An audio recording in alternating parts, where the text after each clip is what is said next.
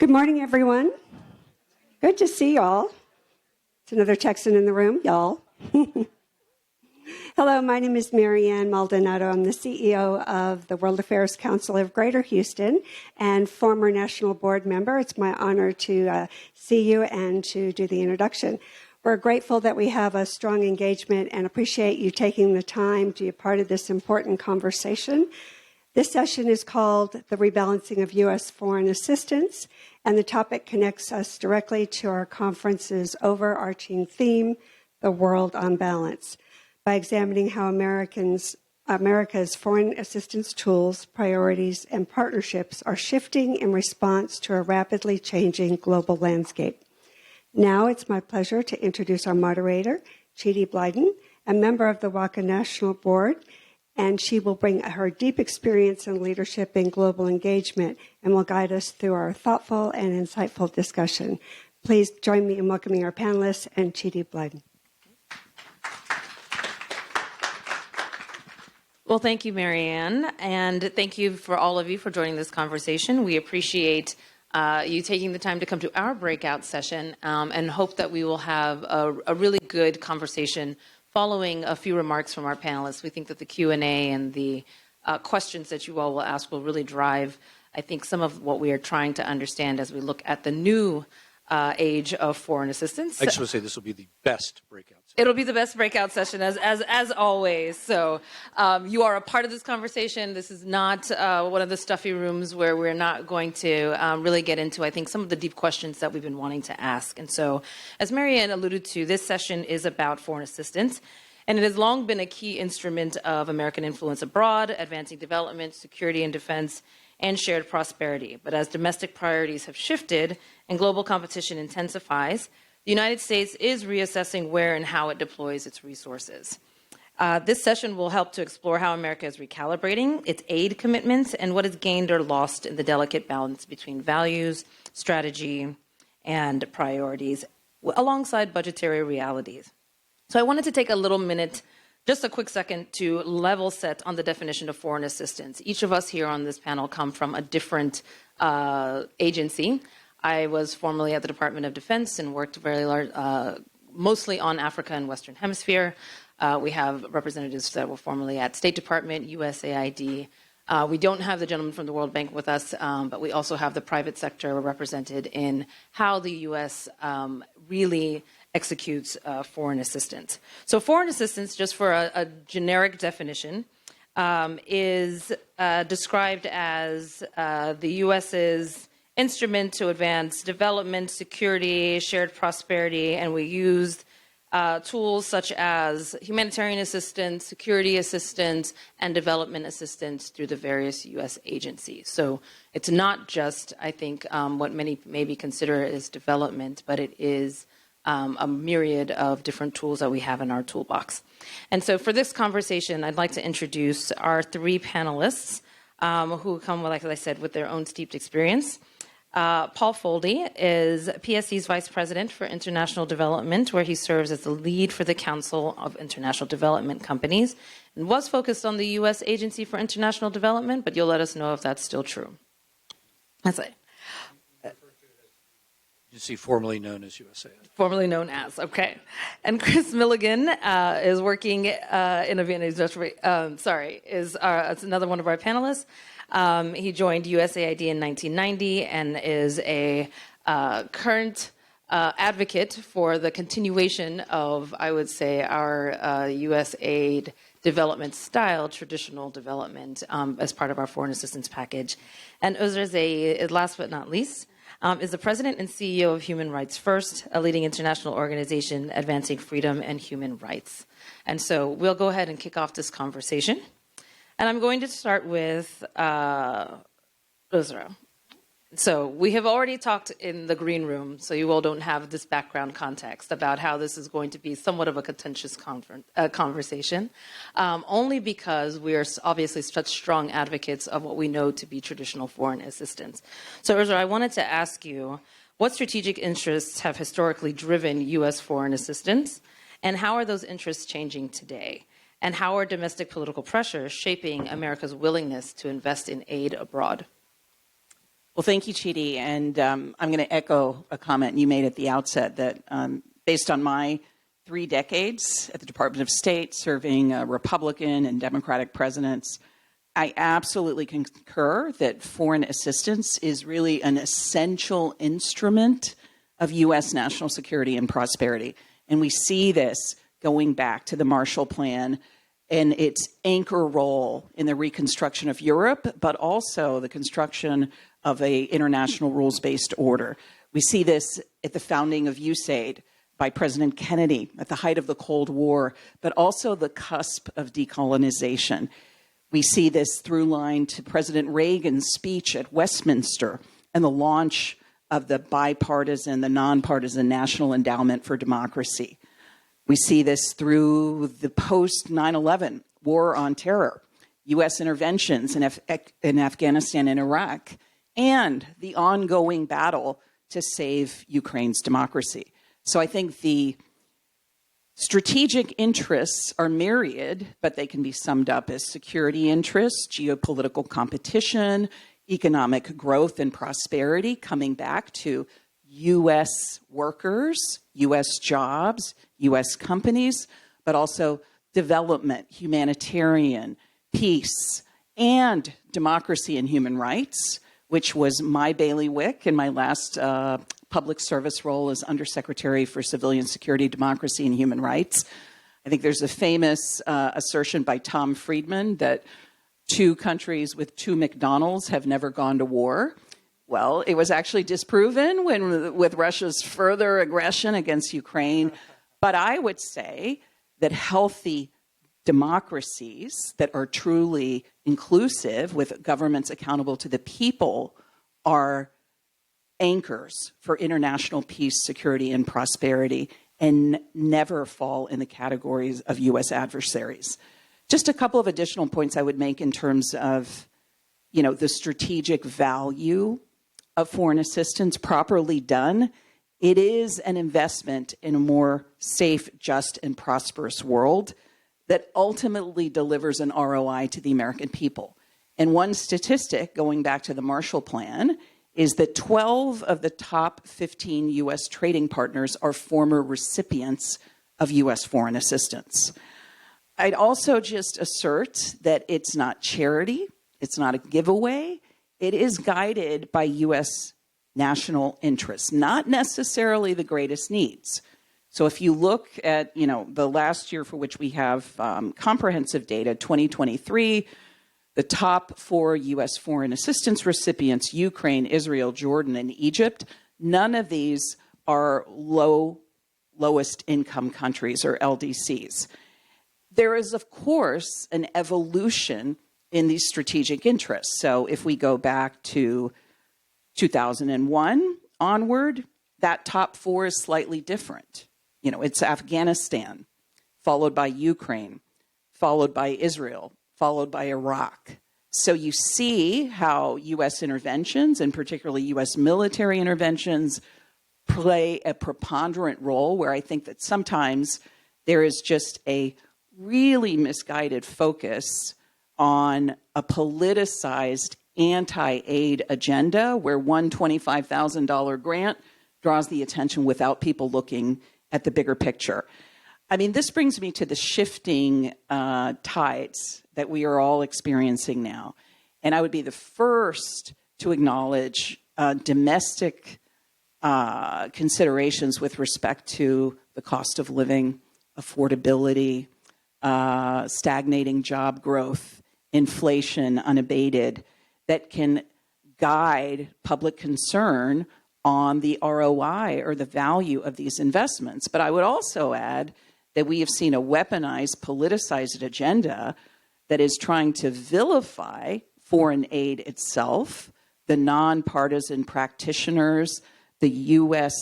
entrepreneurs, nonprofits, private sector companies, American farmers in the hundreds of thousands for generations who have been part of Food for Peace, feeding the world. And we really have to come back to the strategic interest of this assistance. So let's not get into a just looking at the numbers and thinking they look so large. I think there's a wide body of research that shows that when you poll Americans, they will say they think the U.S. spends too much on foreign assistance. But one of the most recent polls showed that Americans thought that 26% of our federal budget goes to foreign assistance. I think many of you probably know it's historically been well under 1%. And although the United States has been by far the largest donor of foreign assistance per GDP, we are actually beyond number 20 in the OECD in terms of percentage of GDP going towards foreign assistance. So I would just say resist the politicization, the weaponization, and let's recognize the strategic value of foreign assistance and all take part in an informed debate on its rebalance. Thank you.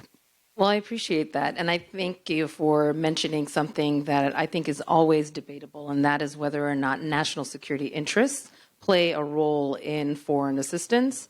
And I think there's a lot of understanding from maybe the average American that it's just us giving something to other countries without there being a clear delineation or an assignment to what that foreign assistance should actually produce at the end of its tenure. So I want to talk and maybe turn to Chris to talk a little bit about this because obviously we're doing U.S. Foreign assistance for national interests, national security interests in my line of work, but how effective has U.S. foreign assistance been at advancing the long-term global stability and prosperity? I think this is going to be quite debatable.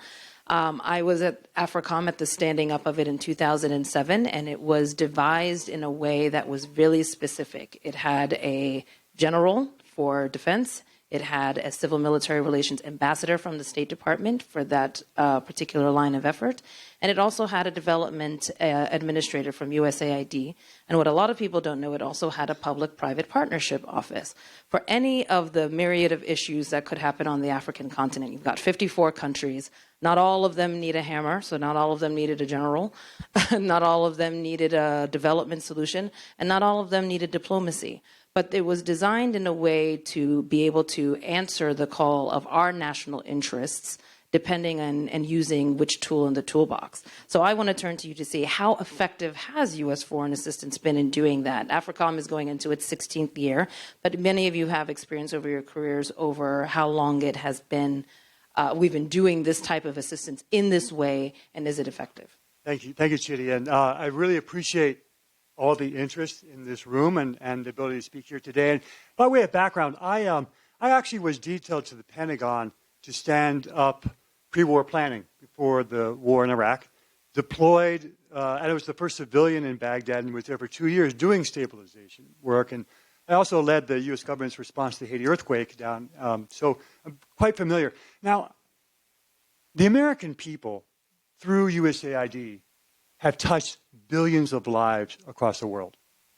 American people have saved millions and millions of lives, whether it's through PEPFAR, 25 million lives, or the eradication of smallpox, lifted hundreds of millions of people out of poverty. But what it has also done is taken countries that were fragile, not stable, increased their stability, and they've evolved into our strategic partners. You look across the globe, you see Indonesia, you see Vietnam, you see Colombia, you see South Korea, Taiwan, Poland. They were all USAID countries that were fragile at one point and are now our strategic partners, such as Vietnam. Because, as has been said, as was said, we don't do foreign assistance just because we're a generous country. It's in our national interest. And that's why USAID has always been a national security agency. That's why we go to the NSC. That's why we conduct our policy, because it is an instrument of our national power. And so I think when you say about what has been the impact, well, let's say, what does it look like to Americans, a world without USAID? What does that look like? Well, it means more pandemics and diseases coming to our shores. I think you all know that USAID has been able to contain Ebola in Africa because we were there. I firsthand saw in Madagascar how we stopped the spread of pneumonic plague. Pneumonic plague. That is so contagious. If we thought COVID was bad, just wait for Ebola and pneumonic plague. And what it also means for Americans is less opportunities overseas, as Uzra was saying. I mean, she mentioned that 12 of the 15 trading partners were foreign assistance recipients. USAID creates markets. One program alone, Prosper Africa, created $130 billion in exports. USAID exported $2 billion in food assistance every year, $1 billion in pharmaceuticals. It created bonds between our universities and other universities to advance American technology and innovation. What many people don't know is the story of how USAID saved the American wheat harvest. When there was a rust breakout in Ethiopia and it was coming toward America, USAID developed the new seed strains. USAID helped American farmers preserve a $3 billion harvest. Also on the front lines with swine flu. So we're going to see less opportunities for Americans, a less safe world, a less free world as our support to democracies is eroded. USAID has helped more than 100 countries conduct free and fair elections, preserving human rights, and really the values that we stand for as a country. It's a less stable world, more conflict, more risk for our American soldiers. What it also is, though, the dismantling of our foreign assistance arm has been a huge strategic win to China. And that's something I don't want to talk about now, because I'm sure we'll talk about it more later in the conversation. You absolutely will. Right. Well, first I wanted... Well, we're going to get there. My thunder.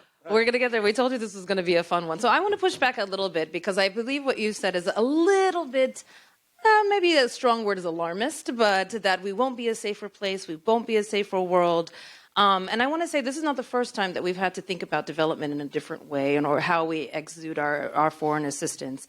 My last job in government was as the deputy CEO of the Millennium Challenge Corporation, which was a different development tool that focused on the economic security of our partners. And so we used a different tool, maybe not in the governance sense or doing traditional aid and development as USAID has been known to do. But there was a concerted effort to look at national security interests in the countries that we engaged and ensured that their fragility and their stability came through economic gains, which aligned very strongly with the Republican administrations at the time that started MCC. So there is a time and a period where we have thought about, all right, this is how we've done things in the past. This is who we've worked with in the past. How do we shift that now to meet some of the broader realities? And so, Chris, I want to turn to you, because I think that's where we're headed now. Sorry, Paul, I apologize. To say, how are recipient countries who have been, the 12 or 15 of our national interests, how are they adjusting to new aid realities? And is anyone else stepping in? We've heard the statistics about the UAE in Africa. We're looking at Saudi Arabia being a lot more benevolent with its financing across the globe and really stepping into the fray. And of course, there is China, who has been waiting for us to sort of take a back seat in being a global power when it comes to exerting foreign and security assistance. So please tell us what you're seeing on the streets. Thank you so much, and I want to thank everybody here. And Judy, I want to clarify a data point. Did you say you started AFRICOM in 2007? I did. So you just went right from grade school to that? Come on. I do appreciate that there is a belief that I am much younger than I look. That I actually am. Thanks everyone who's here. It's really great to see you. I think you're all very sympathetic to the comments that we're making here. And I think the difficulty that we're going to see, or the challenges, are as we move from what used to be a universalist presence diplomatically, there's been a push in this administration to possibly curtail the number of embassies that are out there. Universality means that we have an embassy in every single country out there. There's a push to go regional. Obviously, with the closing of all the USAID missions, there is now a greater opportunity for our adversaries to fill that space.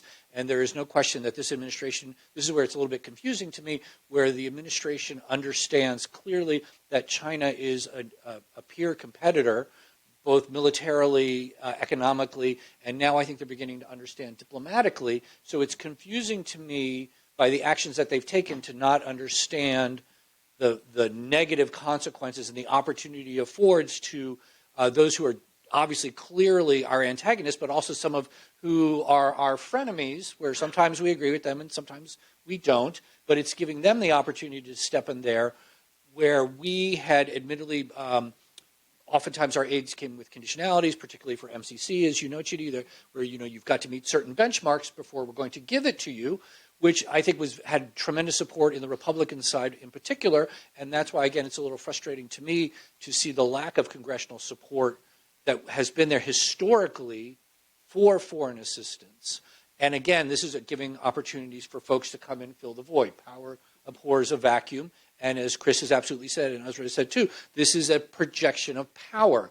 It's different than an aircraft carrier showing up. It is our presence and our engagement, both as a public diplomacy tool, but as a foreign assistance tool, not necessarily with members of government, but with civil society and with locals as well. And it is, therefore, it would enable the United States to get I call it the benefit of the doubt, which is to me the goal of public diplomacy, where, yeah, they may have done this, but generally speaking, we like the Americans, we like America, they do good things, look what they've done for our country, look what they're doing in the world. And by stepping back from that aspect of foreign assistance, I think we're losing that opportunity. However, that said, if you heard Secretary Hegseth's recent remarks, that it is clear that one of the forms of foreign assistance that this administration will absolutely double down on will be military sales, which by various definitions is a form of foreign assistance, whether it is FMS, foreign military sales, or FMF, foreign military financing.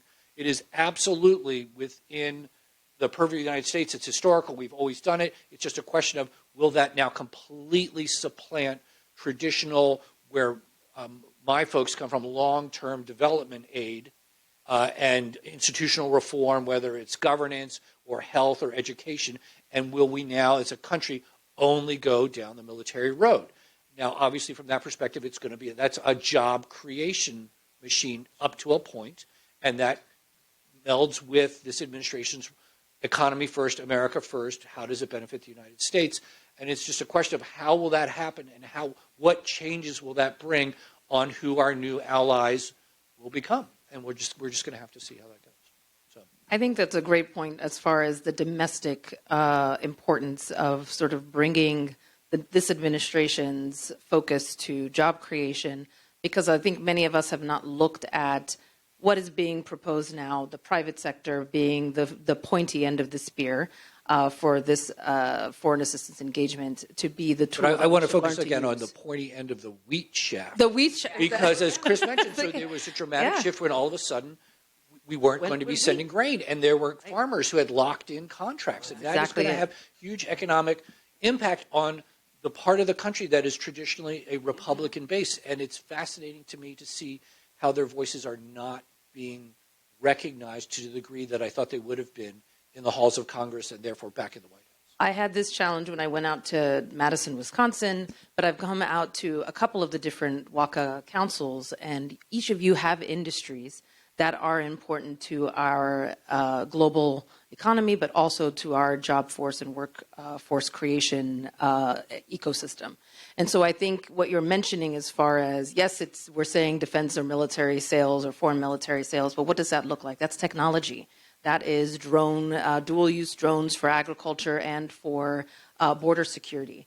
And so I want to ensure that people are thinking about this in the ways that, Caterpillar in Peoria or Komatsu that's based in, your hometown, or whatever you have at Silicon Valley and Orange County and other places, are taking advantage of what this administration is pushing forward as the way that we should be doing assistance in the world right now, and that is private sector engagement, and that is also starting businesses and bringing capital and jobs back home to the United States. So it's different than what we've been used to in the past, but it's not obsolete from our long-term values and goals of proportioning U.S. values, strategy, and interest across the globe. And so with that, I want to turn to Uzur again to just maybe kick us off, and I'd like each of you to answer this. What are the trade-offs that exist between humanitarian goals and national security objectives in allocating aid? Because I think we've talked a lot about traditional aid, healthcare programs, the lives that we've saved with our values and our strategic approach of the past. What are the trade-offs now that we're going to have to contend with not doing that type of work?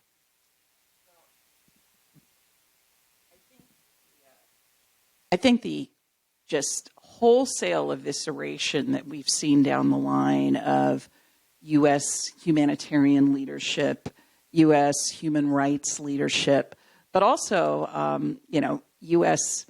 economic leadership. If we look at, the next 20 to 30 years, I mean, the role that we have to play in the transformation to a no-carbon economy, the green transformation, all of that has been just wiped off the slate with, again, a highly politicized agenda that is really erasing the strategic considerations for kind of a short-term transactional. These things are so expensive. Look at the money that we're saving. And again, remember that foreign assistance was never more than 1% of our federal spending. And look at where the other money is going. Follow the money on those points.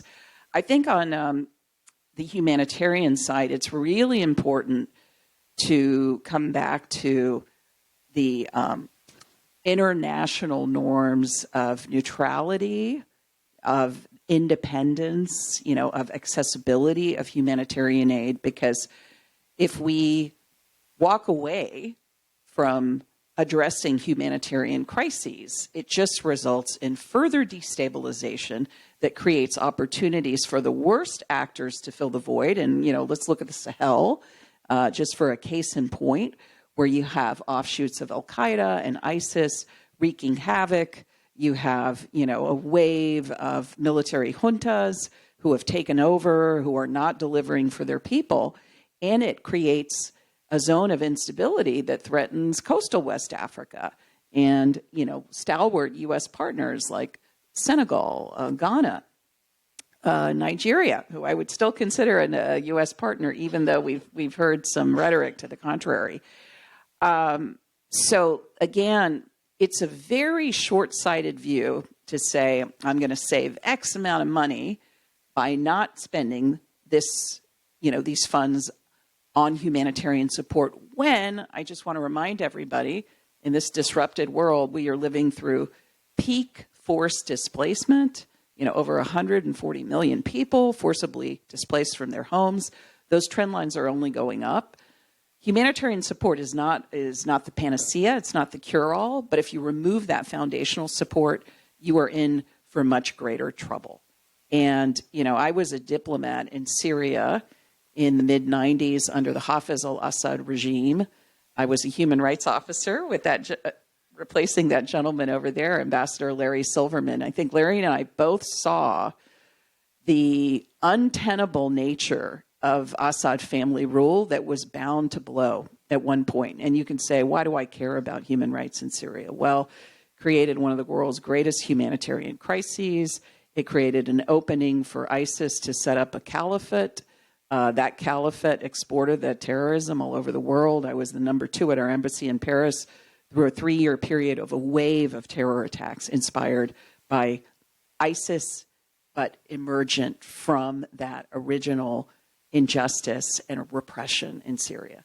So I just want to connect the dots here and remind folks, let's not just look at short-term cash savings as a plan for our national security. Or even short-term cash making. Exactly. I want to turn to Paul quickly and then bring it back, because I think, Chris, you want to talk about a big actor that has an opportunity to step in here in a moment. So, Paul.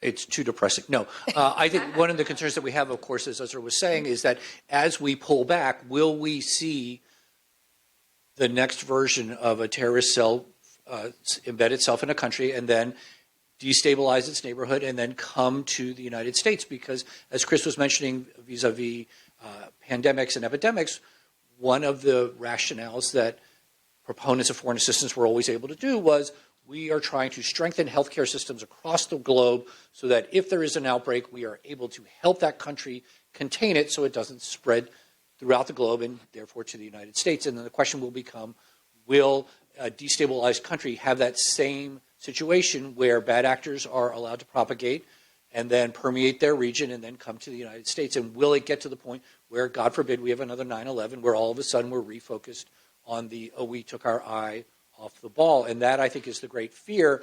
And I don't know if the NSC or the national security structure that's currently in place is looking that way, or if it's still an America First, a jobs first agenda. And that, what we don't want to see is have that horrible extreme. And I think that's what this panel is trying to say, is we're very concerned that you might take something as terrible as that to get a shift in current policy. And I don't think any of us want that. I don't think the White House wants that. But these are the unintended consequences of their actions. And I think it's folks like us and folks like you who are trying to say exactly that in whatever modality, format that you choose. Make sure that you pay attention to the unintended consequences of your actions. And so I think one of the unintended consequences that we're seeing is a huge step up in China. Right. And so, Chris, I wanted you to talk a little bit about that because we've had this conversation. Right. And I'm going to talk about that, but first build a little bit on the comments of my colleagues, because when we talk about China, we have to realize what's going on in the world as well. And right now, the world is experiencing such complex issues that experts call the situation a polycrisis, at a time when we need more international cooperation and we need more American leadership. And you know these crises, besides just pandemics, it's the changing climate. There is more escalation in debt than any time since World War II. There's more displaced people since any time World War II, more conflicts than any time since World War II. And at this time, America is retreating from the world. So America is retreating from the institutions that we helped create for stability post-World War II. And what we're seeing now is the rise of PRC, Chinese government, political and economic leadership. Now, we have to be really frank. We are not the world's economic leader. We are not the world's economic partner of choice. China is the major trading partner for more than 120 countries in the world. God knows probably more now since our wacky tariff policy, right? They are the largest supplier of development finance. They're the largest creditor nation in the world. They have 30% of the world's manufacturing base. In 2023, China built 1,700 ships. We built 5. We're hollowed out. So we're not the economic leader, and now we're not the political leader. Because political leadership means you have to build trust. You have to be reliable.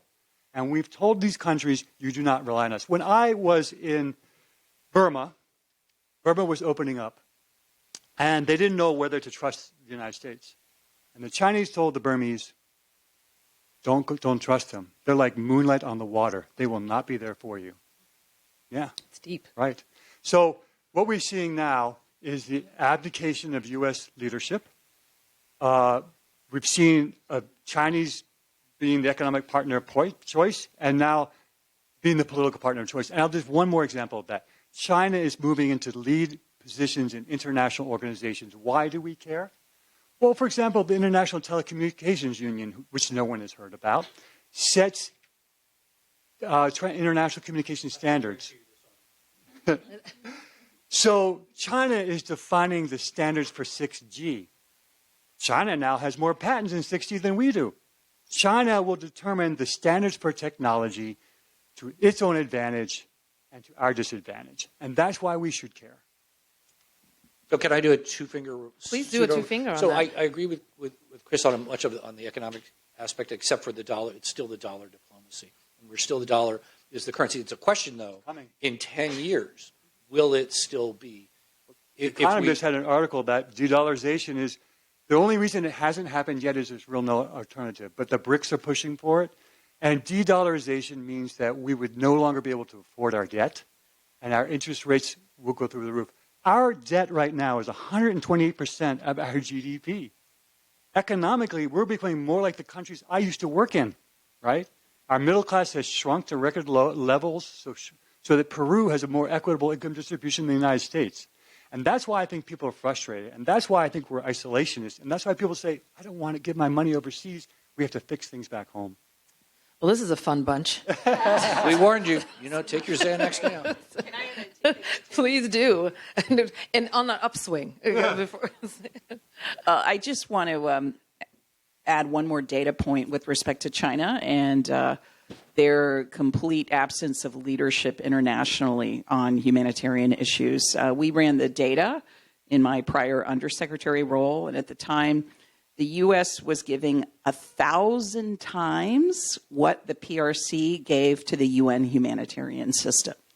So, they will announce and have fanfare about some $50 million project. They engage in debt trap diplomacy. So, we can do a lot better, I think, in our ability to deliver aid more efficiently and more quickly. And is that also because we do grants rather Exactly. than loans? Right. No, there's but a distinction. people are looking for the money more quickly.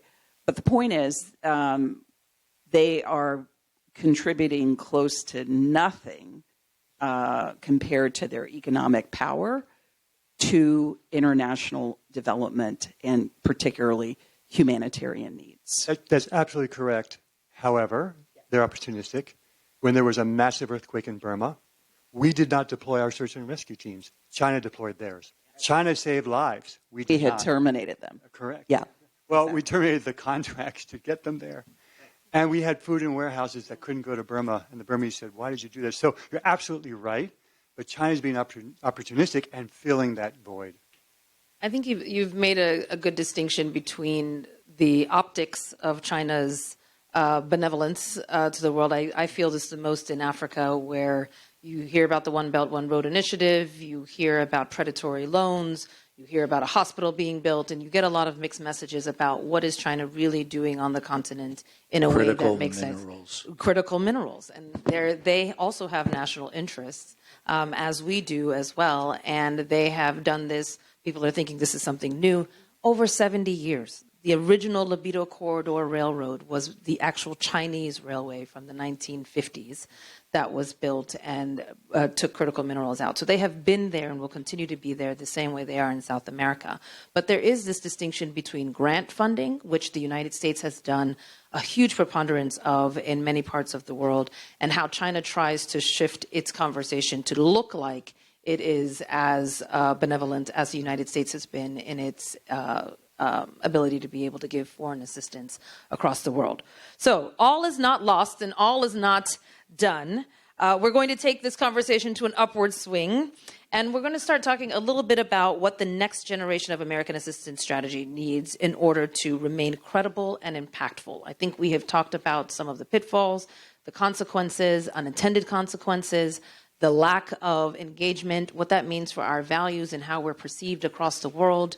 We're going to take a few questions, but I'd like to get really just quickly what you think, 30 seconds, we're not at the end question, but 30 seconds, what you think this new strategy needs that America will project, even in this administration, what we could be doing better to try and ensure that we are still credible and that we are impactful when it comes to U.S. Foreign policy.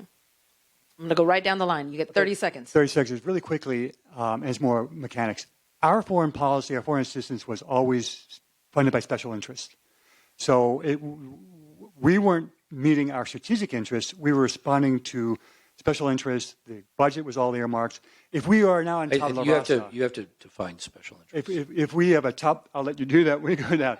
30 seconds. If we have a tabula rasa to create it again, let's have it more strategically focused on our national interests rather than on special groups that are issue-related. And we can get in the Q&A on that. Okay. Sure. I would build on Chris's points to say, rediscovering the strategic link to our foreign assistance, but also making it more efficient, not being afraid of conditionality in terms of demanding impact and upholding U.S. law. And this applies with respect to the Leahy laws, with the Foreign Assistance Act of 1980, et cetera. And I think we have to recover bipartisan convergence for foreign assistance. I would say that given the administration's focus on jobs, I think it's going to take business explaining the importance of opening new markets that foreign assistance has played in the past and the potential that it can in the future. And I think given the job situation right now, I think that's the open door to push against. All really great points. And I think there's another component that hopefully is in this room, and that's our youth innovation and the new thinking around what we actually need to grow the country in a forward direction. And I would also say not to discount what we are hearing in this particular administration around the use of the private sector, another tool in the United States' toolkit. How do we use that and what we're seeing now? There's a lot of concessions and there are a lot of tax breaks to open a small business. I opened a small business. I don't think that this administration has said that I can't still do development in the way that I want to. I want to continue to grow Africa's economic potential. It's just saying I can't do it through USAID and I can't do it through MCC. Doesn't mean I can't do it and get the same long-term goal that I want to. So I hope that we have a generation in this room that will think innovatively about what development will look like in the 21st, the end of the 21st, and the beginning of the 22nd century for the United States. And with that, I'd love to turn to the Q&A portion of this and hear what you all have to say about what forms is. And I had no doubt that there will be questions, and so we will swing Hands everywhere there. from, all right, I was like, Horatio, I'm going to let you do it. How you saw the hands go up. We'll stay on this side. Roy Gutman from Baltimore. Your arguments are so powerful. The value of aid is just indisputable. But my naive question is, why is it so hard to get public and political support for a resurgence or return to the aid, maybe not the same aid regime that we had, but just to this in principle? There's so little discussion. It just disappeared. How is that possible? I could take a stab at it, but I'll let you. Right. You can start with it. I will say that. We'll go down the road. So Yeah. we have a strong isolationist trend in this country, which this room is probably not part of, and it balloons. Sometimes it expands, and sometimes it contracts. And I think we are in an expanded isolationist situation. I mean, I have a slightly different take on that, where I see a huge shift between Trump 1 and Trump 2 in terms of congressional Republicans' readiness to stand up for their longstanding support for bipartisan foreign assistance. And, we've seen, just small pockets of reclamas, with respect to portions of PEPFAR. Mm-hmm. But I think there is a political dynamic with a very authoritarian air to the way that DOGE operated, misguided its intentions. USAID reform was USAID destruction. We've seen a similar dynamic at the Department of State, where under a veil of reform, you've seen decimation, not just of human rights and refugees and migration, but eliminations of a Bureau for Energy Resources, which is key to our economic future. So I think it's really important that we put knowledgeable voices forward, and that for all of us, it's really important we get out beyond the Beltway to tell this story. And I just quickly build on both of those. We are in a period of isolationism. The last time we had a period like this was just before World War II, during the Great Depression. People were hurting. Remember that there was the American First Party with Charles Lindbergh. Sounds familiar. I know many Americans working 3 jobs. I know many Americans who can't afford education for their kids or health care. As I mentioned before, our income distribution has gotten so skewed that Peru is more equitable than we are, right? People don't want to send money overseas. They want help back here.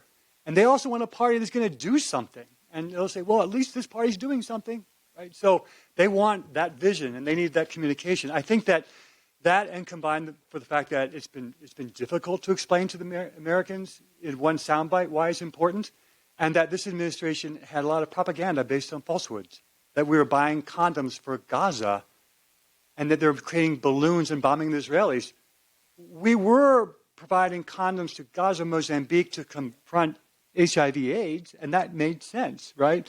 But when the White House itself is part of the propaganda against foreign assistance, saying it's full of fraud, waste, and abuse, and there's run by criminals, that's really hard to mobilize American people's support for it, I guess.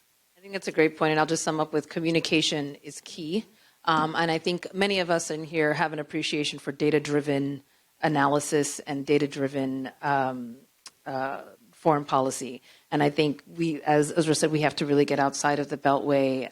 That we've got great think tanks in town who we'll get to talk with today, who are doing this kind of work and are really trying to get that message across. And they're even having to shift their approach so that their data gets through to this administration in a way that they can see the value of some of the foreign assistance and security work that we have done traditionally in the past. I'm going to stay in this part of the room. There was a question back in the back, and then maybe we'll swing this way so we get everybody across the spectrum. Very back. Yes. Thank you. Hi, this is Manisha Wafiq. I've been working on Afghanistan for the last 20 plus years, since 2002 until now. My question is about the same, but a little bit straightforward. That is there a hope for something similar to USAID or another institution to start such funding of development projects outside? If there is, what's happening? Do you have any information about what's being planned within the administration? And to the point that Paul said on, is there any country where maybe something is happening in terms of extremism and they might destabilize the region and then it might come to this part of the world as well? I want to highlight that, yes, there is. Afghanistan is one of the biggest threats at this moment. For the last 4.5 years, Taliban have continuously established religious schools, what's called madrasas, and we have been telling the international community that we are afraid of our 12 million young men and boys being trained on religious extremism, and that's a huge bomb that's going to explode. So we have to be careful with that and tell that story. Yeah, thank you. I mean, on the first part of your question, unfortunately, no. I see no indication that this administration has a plan to integrate development into the Department of State. As I mentioned, USAID was Chapter 1, Department of State was Chapter 2. We've had 1,300 people kicked to the curb in July. We have a Bureau of Population, Refugees, and Migration that has been decimated by more than 70%, and they are taking over the disaster response capacity that lived in USAID that I can say very frankly we didn't have in the Department of State.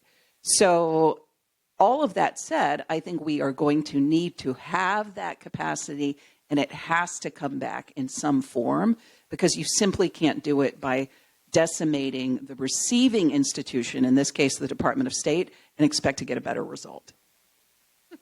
I was going to say, we have seen and heard some rumors of combining agencies, creating a sovereign wealth fund through DFC, creating additional economic-focused institutions that can get at our national interests through trade and development.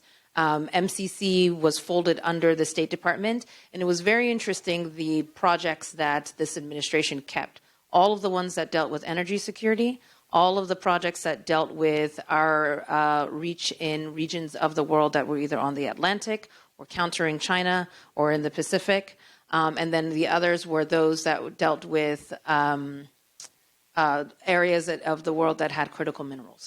So there was a clear strategy around the type of development work that this administration wanted to keep, despite the fact that they dismantled the agency. So I think that's something to think about is if you're going to create a new agency, we're not going to do an agency just based on this administration, but think about what is important to them and how they're thinking about doing this from an economic-focused perspective.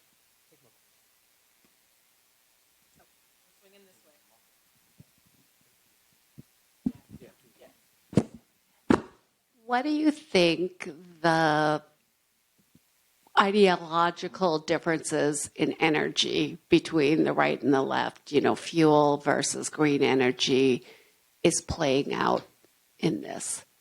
One question. We'll take the next question. Maybe we'll try and answer two at a time. Romina Phillips, one of the student scholars, and I was just wondering, now that more time has passed since the start of the Belt and Road Initiative, do you think the recipients of China's investments are starting to realize the traps that they're being placed in? And if so, does that incentivize them to be more drawn to the West? Good question. All right, maybe we'll then take those two and then keep going. Oh, I want the easy one. So yes. There's an easy. So the easy one there is yes. Yep. I think You they're sure? Okay. they're regretting the debt trap diplomacy that was mentioned earlier. The question then is, will the U.S. be emboldened, empowered, and understand the need to step in and provide what kind of assistance then becomes? So it's an opportunity for us. It's a question of will we recognize and seize the opportunity. I can tell you how we're going to answer it. And look, China deals with the elites in these countries, right? They are getting sweetheart deals, and they might not have buyer's remorse. Remember, China brings the African leaders together every year in Beijing. In the past year, pledged $50 billion. Where are we? What are we doing about that? We're not there. So there really isn't an alternative now. And given that China is a predatory model, but it deals with elites, so there might be buyer's remorse, but I don't see demand dropping. I would concur. When I talk to African, leaders, they're very honest and open. They're like, "We love you guys. You're really nice to us. You are really sweet." They're just like, "But for what we need it's honestly, but for what we need for our countries and for our people, China is showing up today." And we're not in the business of giving out loans. We're not in the business of doing infrastructure. We're not in the business of doing many of the things that China provides. I just want to double down on you have to show up. That's You got to show up. I'll just take a stab at your question. I mean, I think what we're seeing is such a weaponized and just ignorant vilification, denial of climate change, denial of the tremendous opportunity to American workers and the American private sector that the green transformation represents, not only for our own country, but all around the world. And I think we really need to try to reclaim this issue. This is not a partisan issue. And it's not an either or that either, we remain dependent on foreign oil. We don't care about our domestic oil and gas production, but we can't pursue wind, solar, and look at the AI revolution and the power needs there. We better be innovating to the hilt in order to sustain this. And it's not a partisan issue. And I think we have to reject those who really throw science outside the window, starting with our president, and see more leadership at the state, local, and private sector level. Hi, I'm Femi. I'm a student scholar as well. So we've talked about America taking a backseat in Africa. My question is, why do you think this administration has decided to take the driver's seat in Nigeria while Mali is going through a blockade and insurgencies, and Russia and China are in Mali, Burkina Faso, Niger, etc.?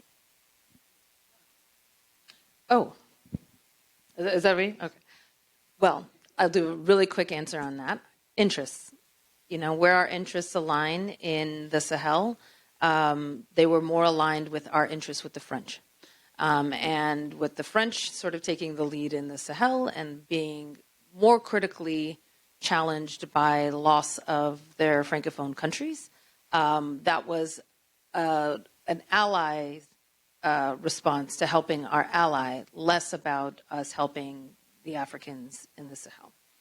Why they're taking a more concerted effort and interest in Nigeria has to do with a lot with religion. I think we have in our current administration a really strong Christian and Pentecostal population that empathizes and sympathizes with the plight of the Christian and Muslim challenges that are happening in Nigeria. They are not as straightforward as many would say. It's a really complex issue. I'm happy to talk with you outside here so that we can get more questions in that deal with foreign assistance. But that's the short version. Again, it always goes back to U.S. interests. Hi, I'm Bill Patterson from Hilton Head.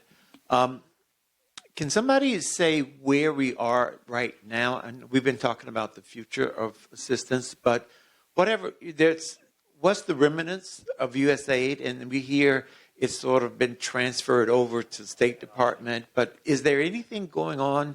I hear a little bit about PEPFAR, but besides that, is there Are we doing any kind of foreign assistance? You mentioned security, but other than that, what's happening? So there used to be about 12,000 people working at USAID, 6,000 of them overseas. They don't exist anymore. 700 have been transferred to the State Department to take on the remnant functions. About 50% of the programs were canceled.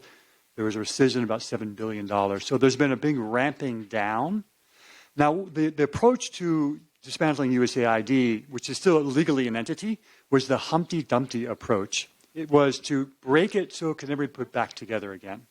USAID, because development is a discipline, had the highest educational level of any federal agency, more than NASA, because development is a discipline. It requires health specialists, water specialists, democracy specialists.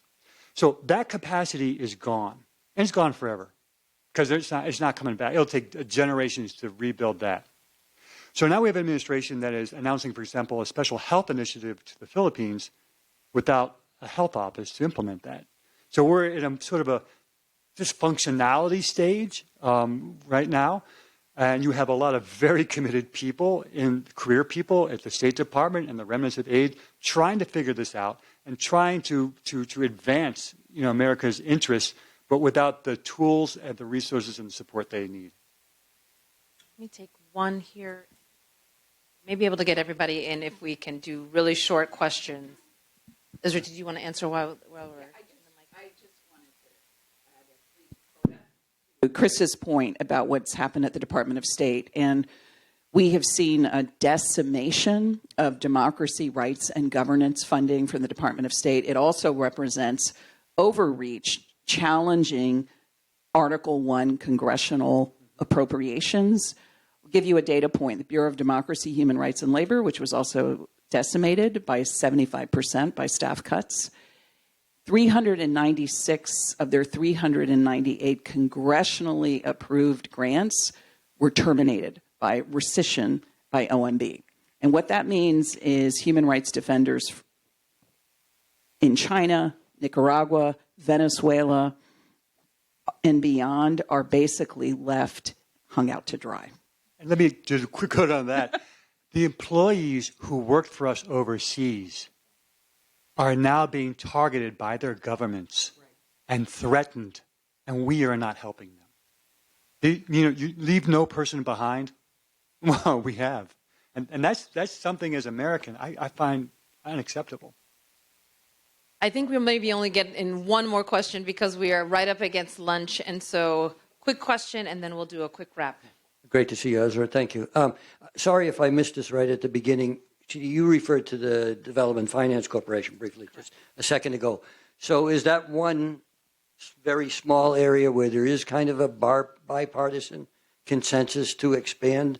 What do you expect for the DFC during this administration? I mean, I think so. And in leaving MCC, we were already working very closely with USTDA, DFC, what we called the development continuum.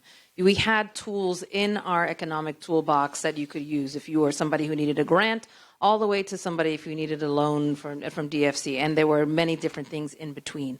And so I think the revamping of DFC to be the like I said, the sharp point of this administration's tool, we will continue to see DFC be used, maybe not in the traditional way that it was stood up and it was transitioned from OPEC, but you will see it be used because this administration has made it clear that the private sector and economic security is its number one priority. And so I think we cannot continue to discount the private sector. There's nothing wrong with the private sector. You can privatize health. You've seen the Gates Foundation now shift from doing health security as a foundation to now doing health security as a privatized market. You're seeing technology. You're seeing AI. Even the oil and gas question that you asked, Berkshire Hathaway has bought up a number of oil and gas industries and is partnering with the Gates Foundation on energy security in relation to Ukraine and food security. I'm at a conference next week about this, and I'm like, how did that happen? But that is the thinking that has to occur right now. The private sector, economic security interests or whatever, and how that might portray or play out on a global stage. Well, please join me in thanking Chris, Paul, Uzra, and Chidi. What a timely and insightful discussion we had. Thank you for bringing all those perspectives. Please thank you for being here for our session, and we will start our plenary luncheon at 12:30 in the ballroom.